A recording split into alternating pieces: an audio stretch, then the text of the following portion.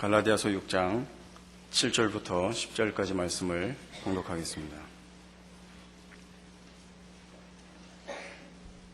봉독합니다. 스스로 속이지 말라. 하나님은 업신여김을 받지 아니하시나니 사람이 무엇으로 심든지 그대로 거두리라. 자기의 육체를 위하여 심는 자는 육체로부터 썩어질 것을 거두고 성령을 위하여 심는 자는 성령으로부터 영생을 거두리라. 우리가 선을 행하되 낙심하지 말지니 포기하지 아니하면 때가 이름에 거두리라. 그러므로 우리는 기회 있는 대로 모든 이에게 착한 일을 하되 더욱 믿음의 가정들에게 할지니라. 오늘 본문 말씀을 보면 심는 대로 거둔다 이렇게 성경이 말씀하고 있습니다. 심는 대로 거둔다는 것은 우리 보통 이해하는 대로 하면 콩 심은 데 콩 나고 팥 심은 데 팥 난다 이렇게 이해하죠. 그러나 여기서 심는 대로 거둔다는 것은 조금 의미가 다르게 설명되어 있습니다.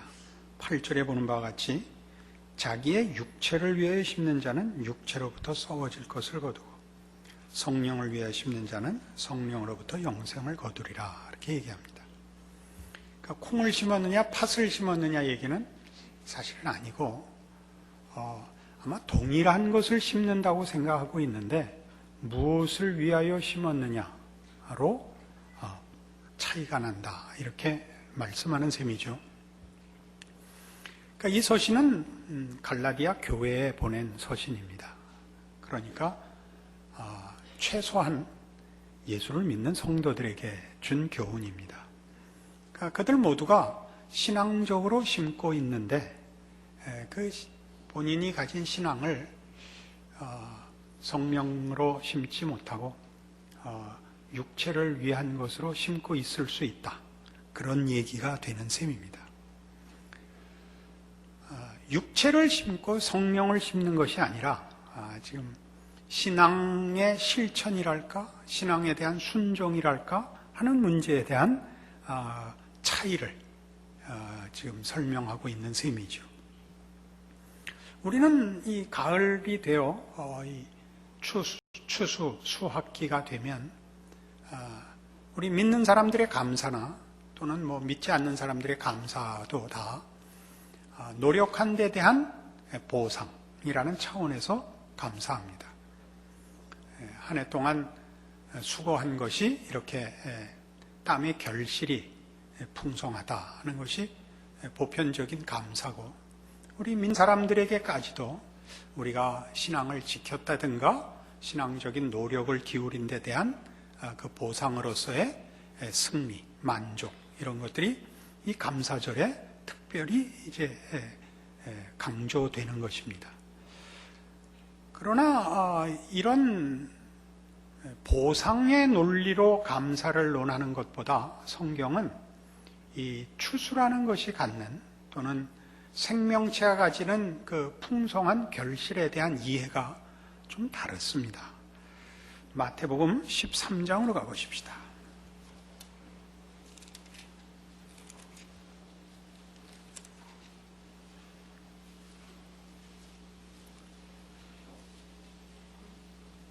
마태복음 13장 3절 예수께서 비유로 여러 가지를 그들에게 말씀하여 이르시되 씨를 뿌리는 자가 뿌리러 나가서 뿌릴새 더러는 길가에 떨어지며 새들이 와서 먹어버렸고 더러는 흙이 얇은 돌밭에 떨어지며 흙이 깊지 아니하므로 곧 싹이 나오나 해가 돋은 후에 타소 뿌리가 없으므로 말랐고 더러는 가시떨기에 떨어지며 가시가 자라서 기운을 막았고 더러는 좋은 땅에 떨어지며 어떤 것은 100배 어떤 것은 60배 어떤 것은 30배의 결실을 하였느니라.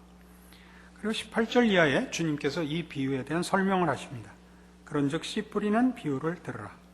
아무나 천국 말씀을 듣고 깨닫지 못할 때에는 악한 자가 와서 그 마음에 뿌려진 것을 빼앗나니 이는 곧 길가에 뿌려진 자요 돌밭에 뿌려졌다는 것은 말씀을 듣고 즉시 기쁨으로 받되 그 속에 뿌리가 없어 잠시 견디다가 말씀으로 말미암아 환난이나 박해가 일어날 때는 곧 넘어지는 자요 가시떨기에 뿌려졌다는 것은 말씀을 들으나 세상의 염려와 재물의 유혹에 말씀이 막혀 결실하지 못하는 자요 좋은 땅에 뿌려졌다는 것은 말씀을 듣고 깨닫는 자니 결실하였던 것은 100배 어떤 것은 60배 어떤 것은 30배가 되느니라 라고 말씀하십니다. 물론 이 비유는 우리가 옥토가 되어야 한다라고 얘기할 수 있습니다. 신앙적인 성장과 결실을 막는, 말하자면 세상의 환난과 핍박에 대해 지지 말아야 하고 세상의 염려나 재물의 유혹 같은 것에 지지 않아야 된다라고 충분히 말할 근거가 됩니다. 그러나 이 비유의 핵심은 뭐냐 하면 이 결실은 생명 자체가 갖고 있는 생명의 결과다라는 것이죠. 결실하지 못하는 것은 그 씨가 약했다든가 그 씨가 그 생명을 가지지 않은 쭉정이였다든가 그런 비유는 아닙니다. 동일한 씨인데 어떻게 이런저런 이유로 결실할 수 없는 경우가 있는가를 말하는 것 사실이지만 본질적으로 이 씨는 그 결실의 가장 중요한 이유가 그 생명 자체에 있다는 것을 조건으로 합니다. 그렇죠? 길가에 뿌려진 것은 씨가 나빠서가 아니라 길가이기 때문에 새가 먹어버렸고, 돌짝밭에서는 씨가 옥토에 떨어진 씨보다 열등해서가 아니라 뿌리를 내리지 못해서 말랐고, 가시떨기에 떨어진 것은 세상의 염려 때문에 기운이 막혀 결실치 못했습니다. 동일한 씨앗입니다.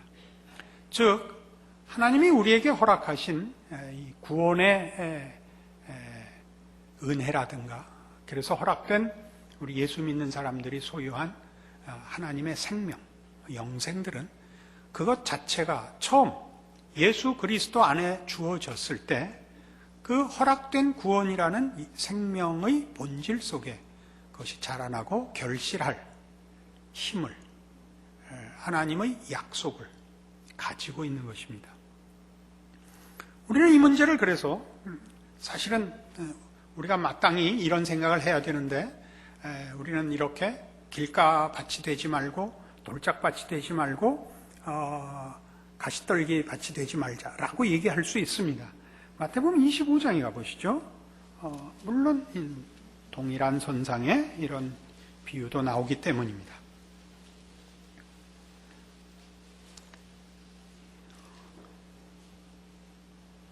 25장 14절입니다. 또 어떤 사람이 타국에 갈 때 그 종들을 불러 자기 소유를 맡김과 같으니 각각 그 재능대로 5달란트, 2달란트, 1달란트를 하인에게 맡기고 종들에게 맡기고 떠났다가 오래 후에 돌아왔습니다. 19절, 오랜 후에 그 종들의 주인이 돌아와 그들과 결산할세 5달란트 받았던 자는 5달란트를 더 가지고 와서 이르되 주인이여 내게 5달란트를 주셨는데 보소서 내가 또 5달란트를 남겼나이다. 그 주인이 이르되 잘하였도다 착하고 충성된 종아 네가 적은 일에 충성하였으면 내가 많은 것을 네게 맡기리니 네 주인의 즐거움에 참여할지어다 하고 2달란트 받았던 자도 와서 이르되 주인이여 내게 2달란트를 주셨는데 보소서 내가 또 2달란트를 남겼나이다. 그 주인이 이르되 잘하였도다 착하고 충성된 종아 네가 적은 일에 충성하였으면 내가 많은 것을 네게 맡기리니 네 주인의 즐거움에 참여할지어다 하고 1달란트 받았던 자는 와서 이르되 주인이여 당신은 굳은 사람이라 심지 않은 데서 거두고 해치지 않은 데서 오는 줄을 내가 알았으므로 두려워하여 나가서 당신의 달란트를 땅에 감추어 두었었나이다. 보소서 당신의 것을 가지셨나이다. 그 주인이 대답하여 이르되 악하고 게으른 종아 나는 심지 않은 데서 거두고 해치지 않은 데서 모으는 줄로 네가 알았느냐. 그러면 내가 마땅히 내 돈을 취리하는 자들에게나 맡겼다가 내가 돌아와서 내 원금과 이자를 받게 하였을 것이니라 하고 그래서 그 1달란트를 빼앗아 10달란트 가진 자에게 주라. 무릇 있는 자는 받아 풍족하게 되고 없는 자는 그 있는 것까지 빼앗기리라. 이 무익한 종을 바깥 어두운 데로 내쫓아라. 거기서 슬피 울며 이를 갈리라 하니라. 이 1달란트 받은 자의 잘못이 뭐죠? 그걸 갖다 묻어버렸다는 겁니다. 우리가 앞에 있었던 씨 뿌리는 비유와 연결해서 이것을 생명이라고 생각해 보십시오. 생명은 그것 자체로 자라나고 결실하는 그 의지가 있습니다. 그 능력이 있고 그걸 어디다 감추어서 그 활동을 못하게 한 것과 같습니다. 달란트 비유에서 그게 두드러지게 확인이 됩니다.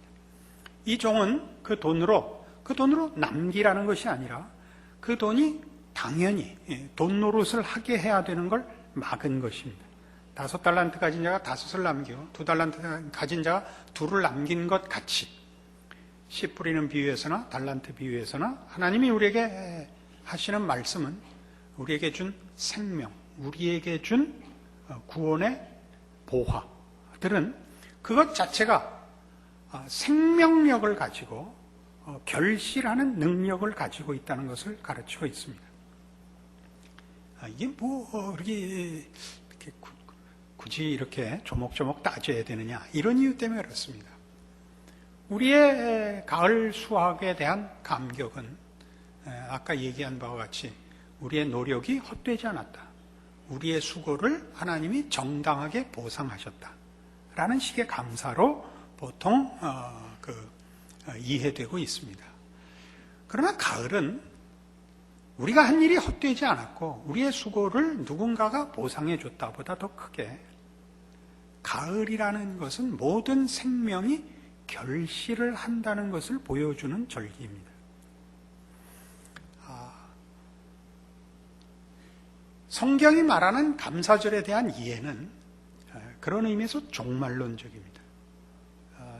기독교 신앙에서 종말이라는 것은 양과 염소를 구별하는 심판의 날일 뿐만 아니라 그때 누가 하나님의 자녀냐 또는 누가 하나님을 아직도 믿지 않는 자냐의 구별 정도가 아니라 하나님이 그의 백성들을 양으로 만들고자 하는 약속과 그 계획과 그 뜻이 완성되는 날이라 하는 것이 종말입니다. 그러니까 종말은 심판으로 특징 지어지고 있는데, 심판으로 특징 지어 있다는 것은 하나님이 계획하시고 목적한 것이 이루어지는 날이요, 거기에 포함되지 않은 것들은 벌을 받는 날. 거기서 벌을 받는다는 것은 하나님의 통치와 복 주심에서 제외되는 날인 것입니다. 그러니까 그런 의미에서 심판이라는 것은 뭘 말하느냐 하면 하나님이 계획하시고 약속하시고 뜻한 것이 그 결국이 드러나는 날. 다시 말해서 하나님이 예수 안에서 허락하시고 그 목적을 약속하시고 지금도 이루어가고 계시는 것이 드러나는 날인 것입니다. 그러니까 가을의 수확이라는 것은 다만 시간이 흐른 것이 아니라 봄에 허락한 심는 씨앗들이 결국은 저렇게 결실하도록 하나님이 그 생명을 주신 것 같이 종말이라는 개념은 하나님께서 예수 안에서 우리에게 시작하시고 약속한 것들을 지금 이행하고 계시고 그 일을 이루고야 말 것이라는 것을 보여주는 절기인 것입니다. 그런 차원에서 가을은 이 모든 수확들이 하나님의 은혜와 신실하심과 능력이 결국은 이 승리를 이끌어내고야 말 것이라는 것을 가르쳐주는 계절이죠. 내가 한 것이 어떻게 헛되지 않았는가, 내가 한 일에 하나님이 얼마나 보상하셨는가 보다 더 깊이 기독교 신앙을 존재케 하고 유지하는 하나님의 신실하심과 그 목적하신 것이 어떻게 풍요롭게, 어떻게 충만하게, 그리고 실패함이 없이 이루어질 것인가를 해마다 보여주는 계절이죠. 그게 우리 감사절에 대한 신앙적인 감격이 있는 것입니다. 별로 만족해 하시지도 않는데 우리는 생각에 기독교 신앙의 어려운 점은 사실 여기 있습니다.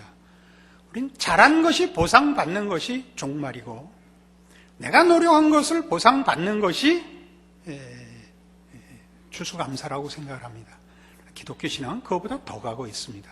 그건 뭐냐 하면 내가 자격이 없는데도 부요한 결과를 얻을 수 있다는 약속입니다. 그게 기독교 신앙을 복음이라고 불리게 하는 이유입니다. 우리는 예수님께서 오실 때에 그가 우리와 의논을 하거나 우리에게 먼저 우리가 누구인가를 깨닫게 하여 하나님 앞에 빌게 하시지 않습니다. 우리가 아직 죄인일 때 그리스도께서 오십니다. 아버지께서 그를 보내십니다. 우리가 죄인 되었을 때라는 것은 우리가 우리의 처지를 모를 때입니다. 우리가 하나님의 자녀여야 된다는 사실도 모르고 하나님 앞에 우리의 구원과 우리의 현실에 대한 절박함을 호소하지 않았을 때 하나님께서 그 아들을 보내어 우리의 무지와 우리의 죄악된 거부 속에서 그를 죽이십니다. 그가 죽음으로 이제 구원이 허락되지 우리가 그에게 매달려서 구원을 받는 것까지도 아닙니다. 이것은 기독교 신앙 전체를 사실은 성립시키는 근거고 원리입니다. 뭐가요? 하나님께서 그의 은혜로우심으로 기독교 신앙이라는 것이 시작되었고 성취된다는 사실이죠. 예수 안에서 구원이라는 것이 시작되고 예수 안에서 구원이 완성됩니다. 예수 안에서 완성된다는 것은 우리에게 허락된 은혜가 그 구원이 시작에만 은혜이고 그 다음부터는 우리에게 던져진 책임이 아닙니다. 그 후에도 우리는 그리스도 예수 안에서 승리하는 것입니다. 우리가 가을을 만들어내지 못하는 것과 같고 우리가 생명을 만들어내지 못하는 것과 같습니다. 우리는 생명의 씨앗을 우리가 만들어서 심는 것이 아니라 생명의 씨를 받아서 심습니다. 그리고 가을을 우리가 잡아 당겨오거나 가을을 만드는 것이 아니라 가을이라는 계절을 하나님이 허락하셔서 이 봄에 씨은 씨앗이 가을에 결실하는 기간과 조건과 그 결과를 이루시는 하나님의 신실하심과 은혜로우심으로 매년 인류에게 그의 은혜와 복을 가르치고 나누고 계십니다.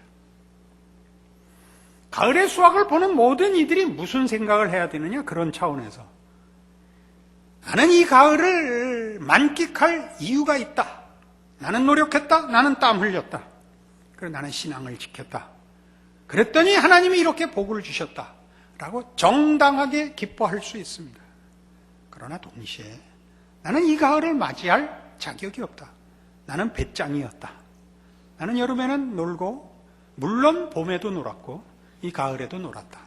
그러나 하나님은 나 같은 사람에게도 동일하게 부여한 결과를 주셨다. 나는 그래서 면목이 없지만 참 감사하다. 이것이 기독교 신앙의 본질입니다. 그러니까 요 세 사람만 배짱이고 나머지는 다 개미다 이거죠. 그렇지 않습니다. 그렇지 않습니다. 우리는 다시 본문으로 돌아와서 보십시오. 갈라디아서 6장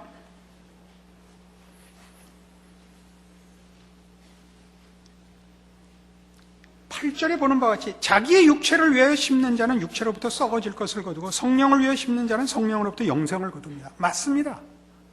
심는 대로 거두고 무엇을 위하여 심었는가에 따라서 그 결과가 달라질 것입니다. 그러나 아까 서두에서 얘기했다시피 이것은 신자가 육체를 심고 성령을 심는 비교가 아니라 아마 신앙을 심고 있을 겁니다. 그의 믿음을 심고 있을 텐데 그 믿음을 가지고 썩을 것을 추구할 수 있다는 얘기입니다. 그게 그의 구원이 취소된다든가 하는 대목이 아닙니다. 이건 서신서입니다. 교회에 보낸 편지입니다. 그래서 우리는 이 문제가 우리의 결과를 좌우하는 문제가 아니라 여기서 말하는 결과는 운명입니다. 우리의 운명을 좌우하는 것이 아니라 신자다운 승리와 복을 누리면서 신앙생활을 하느냐 그렇지 못하는 것이냐라는 대조라고 봅니다. 조금 전에 얘기했듯이 이 가을을 신앙의 승리로 자랑스럽게 맞이하는 신자들도 있을 것입니다. 저는 몇 없다고 보지만 있을 수 있습니다. 대부분은 부끄럽게 이 가을을 맞이할 수 있습니다. 그러나 거기가 보통은 보편적인 경험이고 우리의 실력입니다. 이 문제는 이 육체를 위하여 심는다, 성령을 위하여 심는다는 5장 16절부터 이어지는 문제입니다. 갈라디아서 5장 16절 내가 이르노니 너희는 성령을 따라 행하라. 그리하면 육체의 욕심을 이루지 아니하리라. 여기서부터 시작한 겁니다. 성도들을 향하여 육체를 따라가지 마라. 성령을 따라 살아라. 그런 얘기를 합니다. 성령께서 우리를 승리케 하실 것입니다. 그러나 그 승리에 순종하느냐 못하느냐는 우리 각자의 책임입니다. 그렇다고 해서 성령이 실패한다는 얘기를 하는 것은 아닙니다. 그건 뭐와 같으냐 하면 우리가 열심히 성실히 살지 않아도 가을은 옵니다. 그걸 다만 그 계절의 당연한 순환 논리로만 이해하지 마시고 종말론적으로 이해하시되 그 종말론이 심판이라는 것으로 기억하지 마시고 하나님의 목적하심이 이루어지고야 만다라는 측면에서 가을이 온다는 것은 하나님이 이제 가을이 오고 겨울이 온다. 너 준비한 대로 보상받는다. 그래서 배짱이가 겨울에 벌벌 떨고 구걸을 하고 다니고 라는 식으로 가지 마시고 하나님이 우리의 게으름과 무지함에도 불구하고 결실을 하고야 마신다라고 가을을 기억하라 말이죠.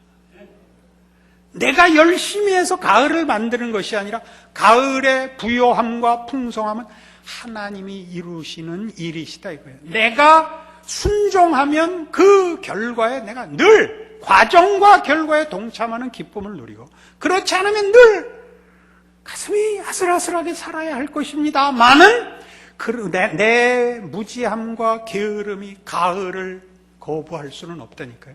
하나님의 일하심과 목적을 방해할 수가 없다. 이게 기독교 신앙입니다. 이렇게 얘기하면 여러분 다 그냥 그러면 나 아무것도 안 해도 되네 라고 생각하시는 것은 나쁜 생각입니다. 그 생각을 하라는 게 아니라 우리는 어쩌면 봄, 여름을 이렇게 봄, 여름 합쳐서 4, 5, 6, 7, 8 한 5개월 내지 6개월을 한 일주일쯤 성실할 겁니다. 그 일주일이니까 한 일주일일 리는 없죠. 7일간을 한 달에 한 번씩 아마 내가 이래서는 안 되지라는 기특한 생각을 할 겁니다. 그거면 괜찮은 겁니다. 조금 더 어차피 하나님이 주실 가을, 다시 말해서 하나님의 뜻이 이루어지고야 말 종말, 그 나라에 살아야 하는 나라는 생각을 여기다가 도입하시면 그때 하나님의 통치 아래 주 안에서 살아야 할 내 운명이 부끄럽지 않게 하루만 더 성실하자 이렇게 이제 가는 겁니다. 그래서 8일 8은 우리나라에서는 치지 않는 숫자입니다. 그러니까 9는 가야 돼요. 9 기왕 9까지 왔으면 10은 채우자 이렇게 자기를 부추기는 것이 성경이 우리에게 요구하는 것입니다.